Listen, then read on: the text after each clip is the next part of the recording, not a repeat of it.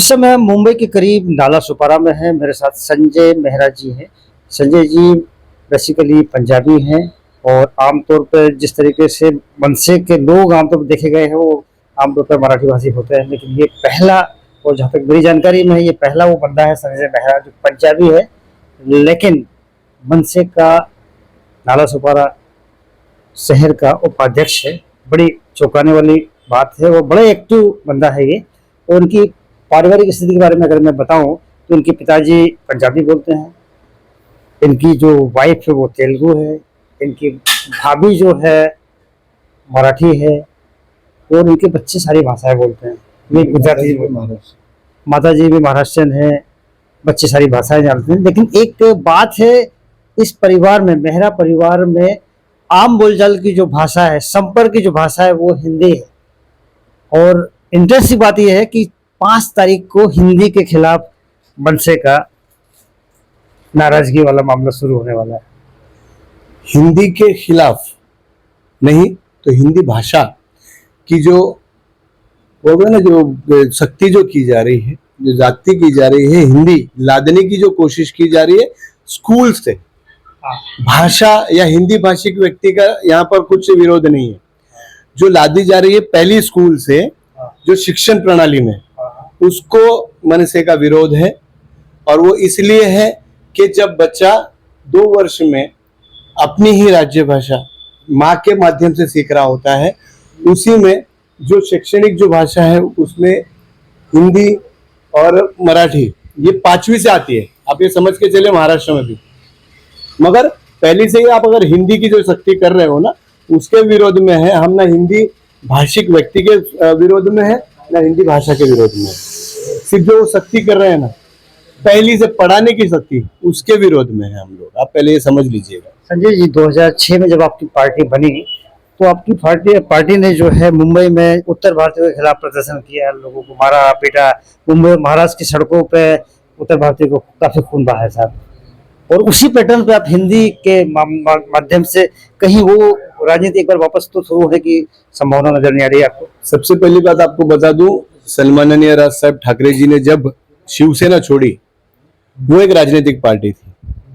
और राजनीतिक पार्टी बनाना और उसके माध्यम से काम करना ये बहुत ज्यादा जरूरी हो गया है, क्योंकि साहब बार बार बोलते हैं कि हिंदुस्तान में या महाराष्ट्र में या किसी भी राज्य में, पूरे विश्व में जो कुछ भी लोगों के लिए होता है वो तय किया जाता है राजनीति से। जैसे कि हमने मतदान के माध्यम से हमने प्रधानमंत्री चुने, नरेंद्र जी मोदी, ठीक है। अब उनको चुना है हमारा प्रतिनिधित्व करने के लिए देश से बाहर, अंतर्राष्ट्रीय लेवल पे। उसके बाद में हम हर राज्य के मुख्यमंत्री चुनते हैं, ठीक है। तो ये सारे प्रतिनिधि है और ये राजनीतिक पार्टी के माध्यम से ही होता है। तो अगर आपको काम करना है या परिवर्तन चाहिए या एक अच्छी सरकार चाहिए लोगों के लिए, जिसके माध्यम से लोगों के अच्छे काम हो, तो राजनीति में आना ही होता है। इसीलिए हमने राजनीतिक पार्टी खोली है, मगर राजनीति कभी नहीं की है। जैसे आपने अभी शुरुआत में ही कहा कि हिंदी भाषिक लोगों को मारा गया, खून बहाया गया, तो अब आप मेरे को बताइए कि मैं एक खुद हिंदी भाषिक हूं, है ना। आज मेरे जैसे एक हिंदी भाषिक को महाराष्ट्र नवनिर्माण सेना का उप शहर अध्यक्ष पद देके नवाजा गया है। तो ये मेरे को देखते हुए नहीं, मैंने जो कार्य किया है पार्टी के माध्यम से, उसके लिए दिया गया है। तो यहाँ पे ऐसा है कि हर हिंदी भाषिक को मारा नहीं गया। आपको उसकी पार्श्वभूमि बता दूं मैं कि वो जब रेलवेज की भर्ती हो रही थी महाराष्ट्र के लिए, तो यहाँ के विज्ञापन छप रहे थे यूपी बिहार में। तो ये जब संज्ञान में आया तो हम लोगों ने उसकी बाकायदा पत्र के माध्यम से रेलवेज को बताया कि जब यहाँ की भर्ती है तो यहाँ पर विज्ञापन दीजिए, यहाँ के जो लोकल न्यूज़पेपर्स है उसमें दीजिए, ताकि यहाँ के लोगों को पता चले। यहाँ के लोगों को पता नहीं था सर, यही तो सच है। सच कोई नहीं जानता है। और मेरा राज साहब के साथ में होना एक हिंदी भाषिक होके यही साबित करता है कि मैं सच जानता हूँ। मैं राज साहब का सच जानता हूँ, मैं महाराष्ट्र नवनिर्माण सेना का सच जानता हूँ, उसके स्थापना का सच जानता हूँ, और उसी सच्चाई के लिए मैं लड़ रहा हूँ। मेरा किसी से विरोध नहीं है, ना मेरी पार्टी का किसी से विरोध है। आपको बता दूं वो पार्श्वभूमि हमने बोला भी था पत्र लिख के। आपको पता है कि सरकार झूठ और झूठ पे ही चलती है, क्योंकि इनको हमेशा यही चाहिए तो जब हमने उनको बोला था फिर भी वो आए, क्योंकि वो भी अपनी नौकरी पेट पानी के लिए आते हैं। उनको भी नहीं पता था, उनको लगा कि हाँ हमको परीक्षाएं देनी है, वहां पे फॉर्म भरे, यहाँ पे एग्जाम देने के लिए। और जब हमारे कार्यकर्ताओं को पता चला तो उसी मुद्दे के लेके हम जब वहां पे जब आते हैं तो उनकी व्यवस्था भी नहीं की जाती है, वो बेचारों को यहीं पे प्लेटफॉर्म पे सोना पड़ता है।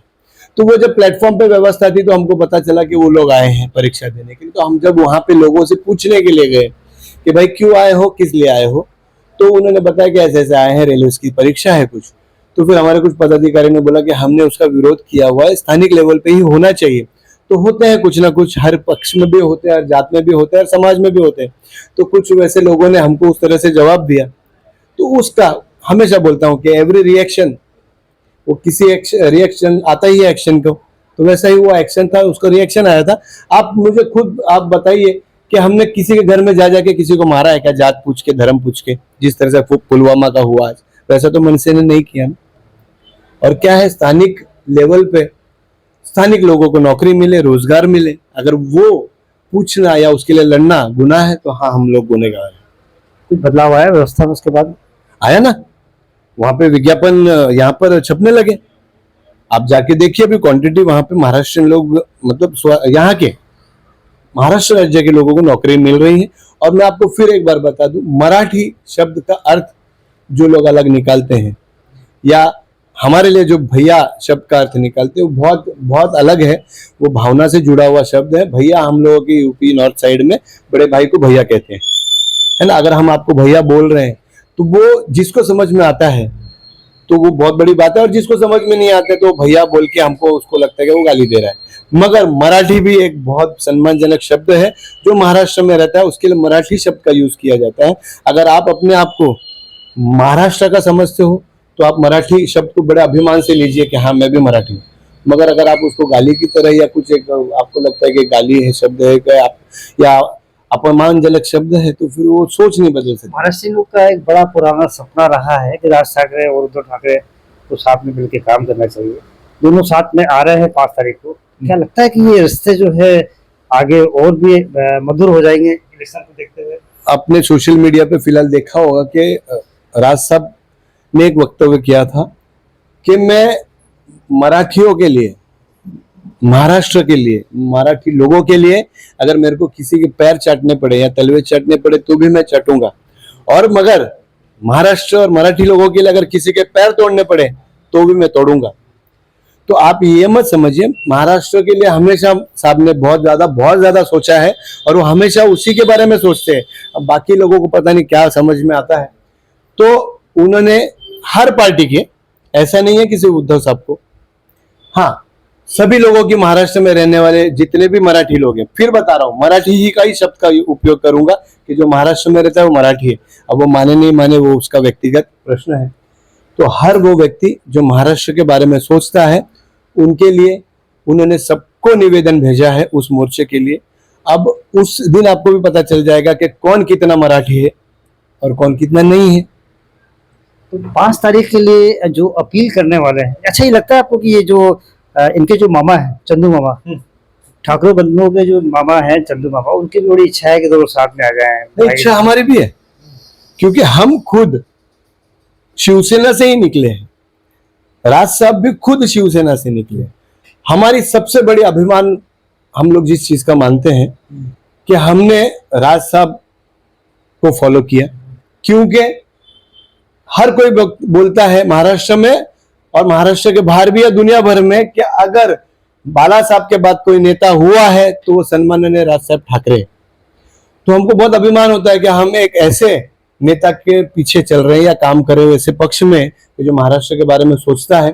तो अगर इच्छा उनके तरफ से भी लोगों में है, हमारी भी है, और वो इच्छा के पीछे एक ही उद्देश्य है कि महाराष्ट्र और महाराष्ट्र का व्यक्ति वो सलामत रहे और वो और अच्छा आगे जाए। जहाँ तक मुंबई का सवाल है, पूरी दुनिया के लोग यहाँ आते हैं। ये हिंदुस्तान है साहब, कॉस्मोपॉलिटन शहर है, और यहाँ रहने वाले आदमियों को फख्र होना चाहिए मराठी के ऊपर। हिंदी तो है ही मातृभाषा हमारी, बाकी भाषाएं भी है, और ये इनका घर जो है एक मिनी हिंदुस्तान है। तो मैं चाहूँगा कि सर 5 तारीख को हर भाषा को बोलने वाला आदमी होगा। राज ठाकरे, उद्धव ठाकरे पीछे खड़ा रहे। तो मैं आपसे एक निवेदन करूंगा कि आपके घर में जितने भी परिवार के मेंबर हैं, जितनी भी भाषाएं बोली जाती है, उन भाषाओं में एक एक लाइन में आप अपील करिए। नमस्कार, मराठी से शुरू करिए। मराठी से ही शुरू करूंगा और मराठी पे ही खत्म करूंगा, क्योंकि हमारे घर में ये दोनों ही भाषा बोली जाती है। और आपको मैं बता दूं सर पवार जी, कि भाषा है ना, ये एक माध्यम है। आपको बता देता हूँ, माध्यम है। अगर मैं आंध्रा केरला साइड चला जाता हूँ तो वो माध्यम है ना, कभी कभी होता है कि उसको भाषा समझ में नहीं आती है, मगर मेरे को कभी कभी एक जेस्चर बोलते हैं ना, हमको उनको बताना पड़ता है कि मेरे को ये चाहिए या इसके कितने दाम हुए, ये भी चलता है कभी कभी। तो जब चल जाता है तो चला लेना चाहिए। मगर यहाँ पे क्या हो रहा है पता है, कि भाषा ये चाहिए या वो चाहिए नहीं है। यहाँ पर कुछ सालों से हमारी मराठी भाषा का द्वेष हो रहा है, उसको कहीं ना कहीं पीछे, मराठी में कहते हैं मराठी भाषाची गळचेपी करण्याचा प्रयत्न सुरू आहे। फक्त 5 तारखेसाठी, 5 जुलाई के लिए मेरी आपसे एक निवेदन है कि हर भाषा के जानने वाले लोग वहां पहुंचे, राज ठाकरे, उद्धव ठाकरे के साथ में रहें। आप जितनी भाषाएं जानते हैं, आपके घर में जितने परिवार के मेंबर हैं जो भाषाएं बोलते हैं, एक एक लाइन में उन भाषाओं में अपील करिए। नमस्कार, मी संजय मेहरा, महाराष्ट्र नवनिर्माण सेना शहर उपाध्यक्ष। मी महाराष्ट्रातील प्रत्येक आणि खास करून या मुंबई राज्यात जिथे हे मोर्चे निघणार आहेत, ही पहिली सुरुवात आहे। सन्माननीय राजसाहेब ठाकरे यांच्या माध्यमातून एक छोटासा प्रयत्न आहे। याच्यामध्ये आम्ही कोणत्याही प्रकारचं राजकारण आणू इच्छित नाही। त्याच्यामध्ये सगळ्याही जितकेही राजकीय पक्ष आहेत, ज्यांचं नेतृत्व मराठी माणूस करतोय, मग ते देवेंद्र फडणवीस असो, जे भाजपाचे चीफ मिनिस्टर आहेत, तेही मराठी आहेत। त्यानंतर शरद पवार साहेब जे आहेत, अजित पवार साहेब जे आहेत, आणि काँग्रेसचे वडेट्टीवार साहेब आहेत। बहुतांश पक्षाचे जितकेही नेते आहेत ते महाराष्ट्रीयन आहेत। तर मराठी भाषेसाठी आपण त्या दिवशी 5 तारखेला आपण एक मोर्चा, भव्य मोर्चा काढत आहोत। आणि फक्त मराठी भाषेसाठी तुम्ही सगळ्यांनी आवर्जून उपस्थित राहावे।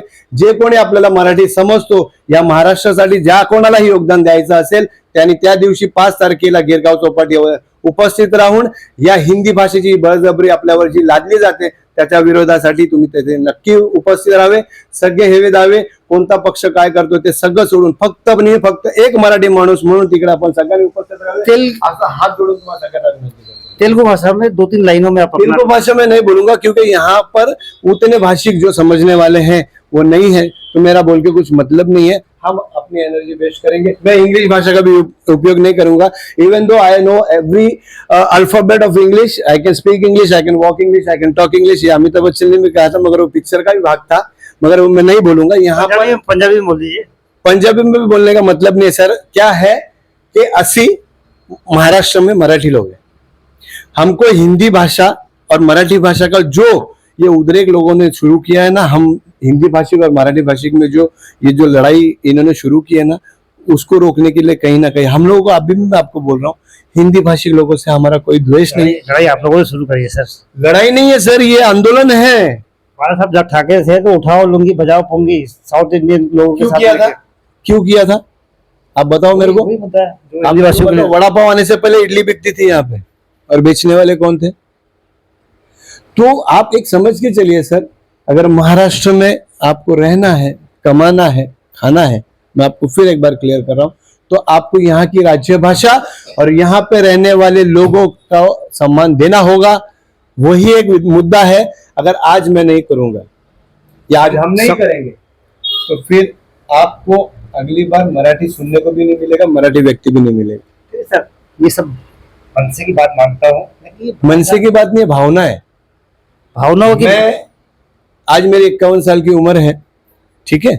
मेरे को महाराष्ट्र नवनिर्माण सेना के राज साहब ठाकरे इन्होंने घर आके निमंत्रण नहीं दिया था कि मैं ये करने जा रहा हूं, तो आप मेरे साथ आइए, या कि हमको किसी तरह का कोई मानधन दिया नहीं जाता है कि आप मनसे के लिए काम करिए और ये मुद्दे के लिए काम करिए, टोल नाके फोड़िए, स्कूल फोड़िए और अपने आप पे केस लीजिए, ठीक है। तो ये अंदर से आना चाहिए। जिस तरह से भगत सिंह के मन में आया था, उस वक्त में बड़े बड़े स्वतंत्र सैनिक रह चुके थे, भगत सिंह की कहीं भी उसमें गिनती नहीं थी, मगर भगत सिंह ने जो किया था वही भावना हमारे में भी है कि हम लड़ जाएंगे, मर जाएंगे, कट जाएंगे, हमारे राज्य के लिए, हमारे लोगों के लिए, हमारी भाषा के लिए। वो बात सही है सर। सम्मान देना और सम्मान लेना, छीनना दो अलग अलग चीजें हैं। अभी आप मेरे को बताइए, जब फॉरेनर यहाँ पर आते हैं ना हिंदुस्तान में, तो उनकी भाषा आती है, किसी को आती है इंग्लिश, आपको आती होगी, मेरे को आती होगी, मगर जब फॉरेनर उस दुकान पे या ठेले पे जाता है ना पानी पूरी के, तो वो भैया से इंग्लिश में भाषा में बात नहीं करता है। अगर करता भी होगा तो उस ठेले पे खड़े हुए व्यक्ति को अपने पेट के लिए वो भाषा समझनी पड़ती है। वो उसको पता है मेरे ठेले पे आके ज्यादा ज्यादा पानी पूरी मांगेगा या रगड़ा पूरी मांगेगा। अगर उसको नहीं समझ में आता तो बोलता आई वांट दिस, तो इस भाषा सबको समझ में आती है। देन हमारे महाराष्ट्र में जब हमने आपको आई वांट दिस से कुछ ज्यादा दिया है, तो तुमको हमारी भाषा से क्या तकलीफ है भाई? मेरी भाषा पे आओगे, सामने बोला था, अगर महाराष्ट्र के मराठी पे आओगे तो मैं मराठी बोल के आंग पे आऊंगा, अगर हिंदुस्तान पे हिंदी भाषी या हिंदू पे आओगे तो मैं हिंदुस्तानी बोल के आऊंगा। तो ये छोटी सी चीज है जो आपको मान लेनी पड़ेगी, और ये नहीं मानोगे, संवाद नहीं होगा तो विवाद होगा, और विवाद का फिर अंत संघर्ष में भी होगा। तो 108 हुतात्मा हुए मुंबई को गुजरात से छुड़ाने में, तो इस महाराष्ट्र को अगर हमको किसी के हाथ से छुड़ाना होगा तो हम 1,80,000 भी अगर हुतात्मा हो जाएंगे तो हमको कोई फर्क नहीं पड़ेगा। ये थे संजय मेहरा जी, बहुत सादगी से अपनी बात इन्होंने रखी, बहुत ईमानदारी से अपनी बात रखी, और जिस तरीके से ये अपेक्षा कर रहे हैं कि दोनों भाई मराठी की खातिर, महाराष्ट्र लोगों के खातिर एक साथ आना चाहिए, हो सकता है कि ये 5 तारीख से इसकी शुरुआत हो जाए। पूरे महाराष्ट्र में बीएमसी के चुनाव होने हैं, ये समय भी सही है, अगर हो जाए तो दोनों के लिए फायदे हैं, और सबसे बड़ा फायदा यहाँ के रहने वाले मराठी लोगों के लिए है। ये होना चाहिए, वक्त की दरकार है, ऐसा होना चाहिए। जो शब्द पवार जी ने यूज किया कि इलेक्शन भी है, तो ये इलेक्शन का एजेंडा नहीं है, मैं आपको पहले बता दूं। और इलेक्शन से महाराष्ट्र नवनिर्माण सेना को फर्क नहीं पड़ता है, क्योंकि हमारा एक भी नगर सेवक नहीं है, हमारा एक भी आमदार नहीं है। We are 0 into 0 1 then 2। ये दोनों जीरो के आगे एक व्यक्ति जो खड़ा है वो सन्माननीय राज साहब ठाकरे, एक ही आदमी है, और एक के पीछे हमारे सारे बहुत असंख्य जीरो है, हम लाखों में हैं। और हमारा कभी भी एजेंडा, कोई भी आप अगर उठा के देख लो, टोल नाका, रेलवे भर्ती, मुद्दे लोगों के लिए रहे, हमने कभी भी मराठी और सिर्फ मराठी के बारे में बात नहीं की। आपको रोक रहा हूँ बीच में, भले ही आप अपने आप को जीरो मानते हो, लेकिन जीरो जिस भी शख्स के साथ, जिस भी अंक के साथ जुड़ जाता है वो हीरो बन जाता है, दोनों का फायदा होता है। तो मुझे लगता है कि वक्त की दरकार है संजय जी। हम ये एजेंडा, आप जीरो लेके चलोगे, 1 10 हो जाएगा, 10 100 हो जाएगा, तो जीरो इम्पोर्टेंट है कि नहीं? सोचिए, आंदोलन मोर्चे करने के लिए ना कार्यकर्ता लगते हैं, ठीक है, और जितने केसेस, राजकीय केसेस है ना, महाराष्ट्र नवनिर्माण सेना के कार्यकर्ता पर हो गए ना, वो आप खोल के बता दीजिएगा मेरे को, आरटीआई डाल के बता दीजिएगा कि, और फिर क्या बोला जाता है कि गुंडों की पार्टी है। सिर्फ केसेस होने पे गुंडा नहीं हो जाता है कोई, है ना। उस तरह से अगर आप बात करोगे तो भगत सिंह भी जेल में गए थे, अटल बिहारी साहब भी जेल में गए थे। तो एक संघर्ष होता है, आंदोलन मोर्चे से ही सारे लोगों के काम होते हैं, वही हम कर रहे हैं। और हमको अगर इस तरह से कोई गुंडा बुलाएगा तो मैं बोलता हूं मैं तो भाई हूं, महागुंडा हूं। अगर महाराष्ट्र के लोगों के लिए आगे भी हमको बहुत कुछ करना पड़ेगा तो हम करेंगे। अब 5 तारीख को आपको पता ही चल जाएगा। कितनी खूबसूरत बात कही है। बंदा पंजाब से आता है, इनके पिताजी पंजाबी बोलते हैं, माँ मराठी बोलती है, दूसरी भाभी आपकी मराठी है, बच्चा जीजा जी महाराष्ट्रन है, इनका बच्चा अंग्रेजी मीडियम में पढ़ता है, पूरा हिंदुस्तान सर के घर में। तो ये बंदा पंजाब से आने के बाद में मनसे के लिए, मनसे का नाला सुबारा शहर का उपाध्यक्ष, इससे बड़ी खूबसूरत बात क्या होगी। अब तक हमने मराठी और मनसे का मिलन देखा है, लेकिन ये अजीब संयोग भी है कि ये अपवाद है, संजय मेहरा जैसा नॉन मराठी आदमी मनसे का जो है शहर का, नाला सुबारा शहर का उपाध्यक्ष। फिलहाल के लिए बस इतना ही, हमारी शुभकामनाएं हैं, दोनों भाई एक साथ आए, महाराष्ट्र का भला करे, मराठी लोगों का भला करे। मराठी एक साथ है, 2 भाई नहीं, सारे मराठी एक साथ है, सारे मराठी, वो भी सिर्फ महाराष्ट्र के लिए आए, सारे मराठी सिर्फ महाराष्ट्र के लिए आए। फिलहाल के लिए संजय भाई इतना। धन्यवाद। मेरे सहयोगी विनोद चौबे, हेमंत चौहान के साथ मैं हितेंद्र पवार, जय हिंद 24 मुंबई।